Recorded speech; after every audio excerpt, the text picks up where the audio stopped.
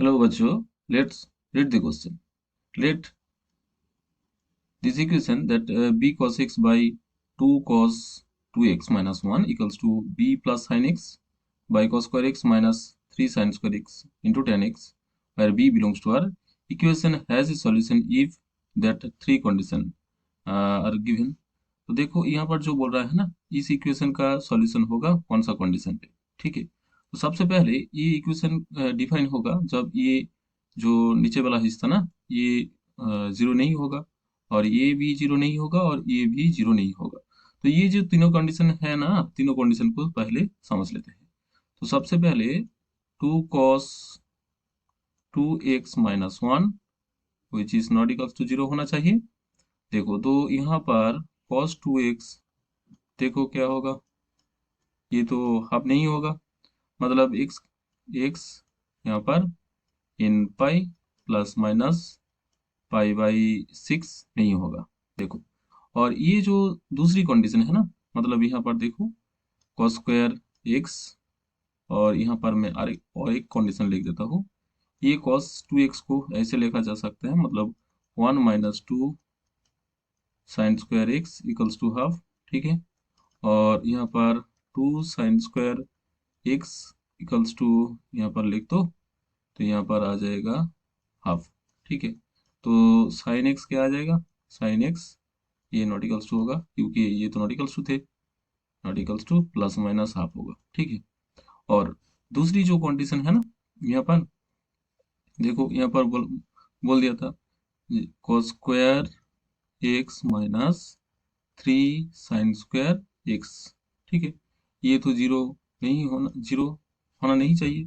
तो देखो, इसको पूरा cos से प्रेजेंट कर दो, तो ये आ जाएगा, देखो इस तरफ से cos square x -3 minus minus plus 3 cos square x which is not equals to zero. देखो यहाँ पर 4 cos स्क्वायर एक्स, तो यहाँ पर 4 लगा दो, तो यहाँ पर -4, तो आ जाएगा 2 cos 2x - 1 equals to zero. तो यहाँ पर देखो cos 2x आ जाएगा, ये जीरो नहीं होगा, किसके साथ, हाफ के साथ. तो मतलब ये जो सेम कंडीशन है यहाँ पर. ठीक है, तो ये x क्या होना नहीं चाहिए, n pi plus minus pi by 6 नहीं होना चाहिए.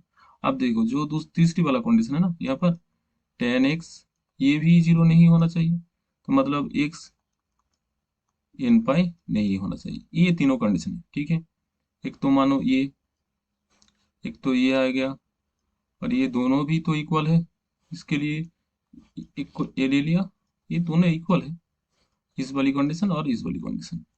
ठीक है, ये तीनों कंडीशन होना चाहिए. अब देखो हमें सॉल्यूशन ढूंढना होगा बी किस रीजन पर है. तो सबसे पहले ये जो इक्वेशन दे रखा है ना, इसको सबसे पहले सॉल्व कर लो. तो देखो यहाँ पर जो दे रखा है बी cos x. ठीक है भाई, यहाँ पर देखो ये cos 2x ना, इसको ऐसे लिख लो, मतलब 2 cos 2x को cos square x minus sign square x. ठीक है, और ये जो 1 है ना, 1 को cos square x plus sign square x लिख लो, cos square x plus sign square x लिख लो. और यहाँ पर जो है p plus sine x by, यहाँ पर देखो cos square x -3 sign square x, और इसी तरफ यहाँ पर देखो tan एक्स लिख लो. तो ये तो नीचे वाला हिस्सा ना, ये तो देखो क्या हो जाएगा, b cos x बाई यहाँ पर तो हो गया cos square x -3 sign square x. ठीक है, और यहाँ पर जो टर्म रह गया b sine x by cos square x -3 sign square x. ठीक है, और यहाँ पर तो tan एक्स है, यहाँ पर tan एक्स रख दिया. देखो ये दोनों टर्म तो कैंसिल हो गया है ना. अब देखो ये जो tan एक्स को ऐसे लिख दो, cos एक्स बाई यहाँ पर साइन एक्स. तो ये आ जाएगा, देखो क्या आ जाएगा, b cos x sine x. ठीक है, equals to b cos x plus, यहाँ पर देखो, यहाँ पर क्या होगा, b cos एक्स, मतलब यहाँ पर कुछ नहीं है. ठीक है, यहाँ पर cos एक्स को कैंसिल कर दो, सबसे पहले cos x और cos x काट जाएगा, तो यहाँ पर जो होगा ना, मतलब b sin x equals to b plus sine x. तो इसी तरफ से sin x इक्वल्स टू क्या होगा, b माइनस वन। ठीक है, अब देखो नेक्स्ट पेज पे चलते हैं।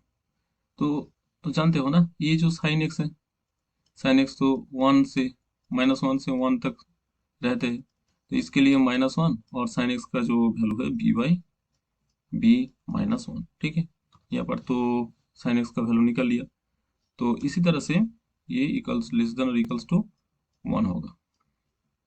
तो देखो, तो ये आ जाएगा ना, ये यहाँ पर देखो, तो एक एक कर ले लूँ मैं, तो यहाँ पर देखो b/b-1, ये -1 से ज़्यादा है, 1 ऐड कर दो, b/b-1 प्लस 1, ये तो 0 से बड़ा होगा।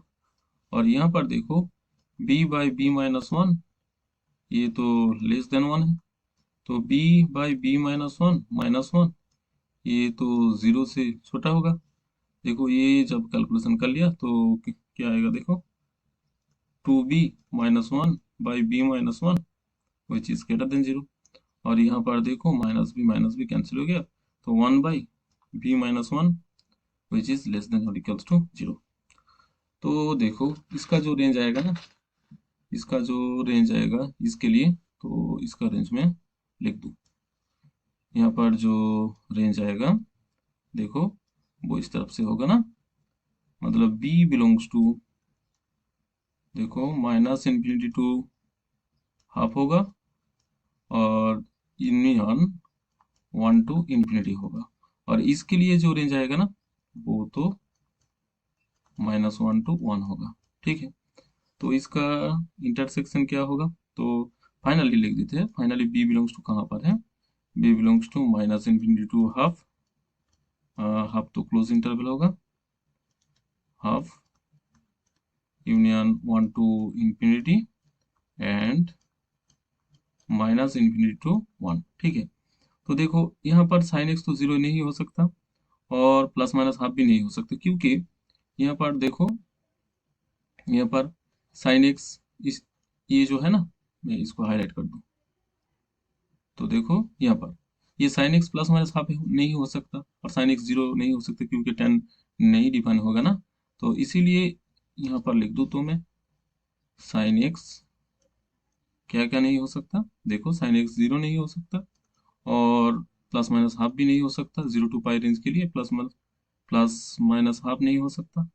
और इसी तरफ से b तो 0 नहीं हो सकता, -1 नहीं हो सकता, और 1/3 नहीं हो सकता, क्योंकि जब, और b भी यहाँ पर देखो, जब मैंने b हाफ ले लिया ना, तो क्या आ जाएगा, b हाफ लेने पर देखो साइन एक्स का जो वैल्यू है ना, b/1 - b, यहाँ पर जो साइन एक्स का वैल्यू है, ये तो -1 होगा, तो इसीलिए ये तो tan x डिफाइन नहीं होगा, is not define, tan x not define.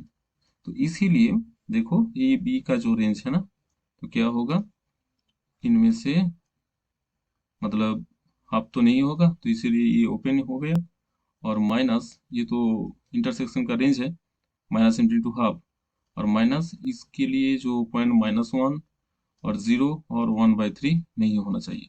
तो ये टोटल सॉल्यूशन, ठीक है, ये टोटल सॉल्यूशन है। तो देखो अब इसका b का जो रेंज है इसी तरफ से होगा। ठीक है, आप देखो ऑप्शन पे चलो, ऑप्शन पे कोई ऑप्शन पर है, ऑप्शन ए पर है ना, ऑप्शन 1 पर है, तो इसलिए इसका जो सही आंसर चुनना होगा वो होगा option 1। I hope you understand it well. All the best, thank you.